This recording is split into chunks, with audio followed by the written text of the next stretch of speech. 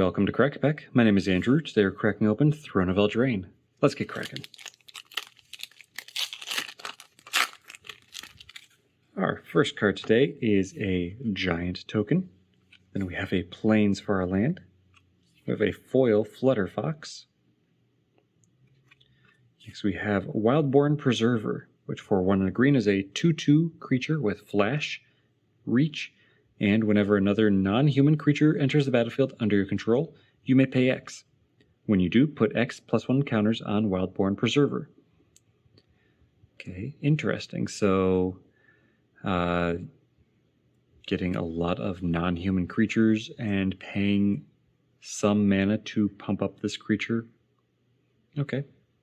Not bad, especially since you can flash this in, and it's got reach too. So use this as a combat trick on your opponent's turn when they've got a flyer swinging in, and then you have a 2/2 that can block their flyer out of nowhere. It's not bad.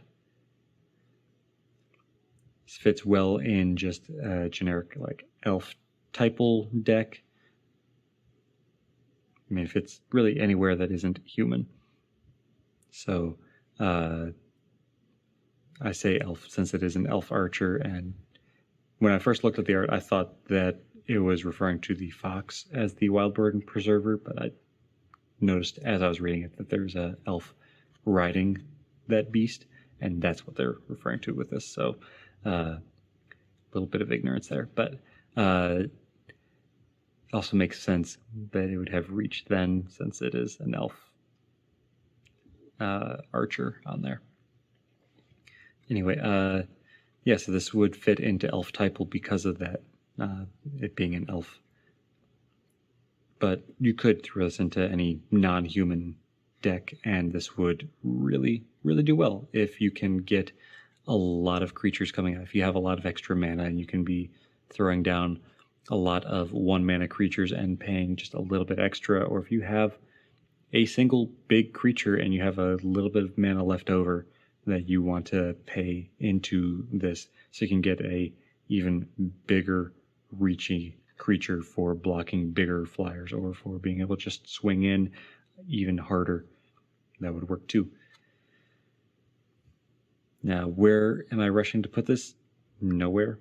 I think that it's, even at 2 mana, having to pay extra mana with your other creatures to pump this up is going to be a little awkward. The +1 counters can be nice in a deck built around them, since you could flash this in as you're casting another creature and then pay the extra mana and get 2 big creatures then.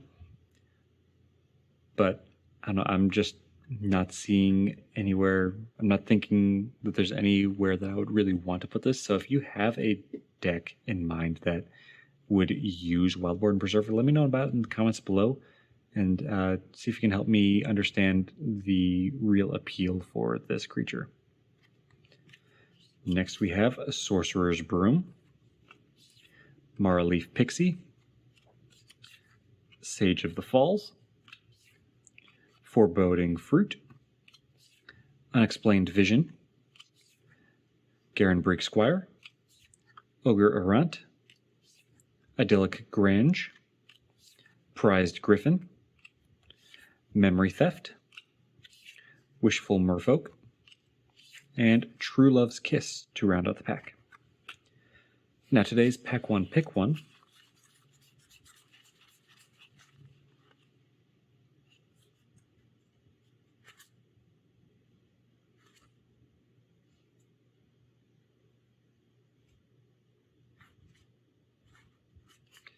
I'm going to give to Maraleaf Pixie, which for a green and a blue is a 2/2 flyer that you can tap to add either green or blue.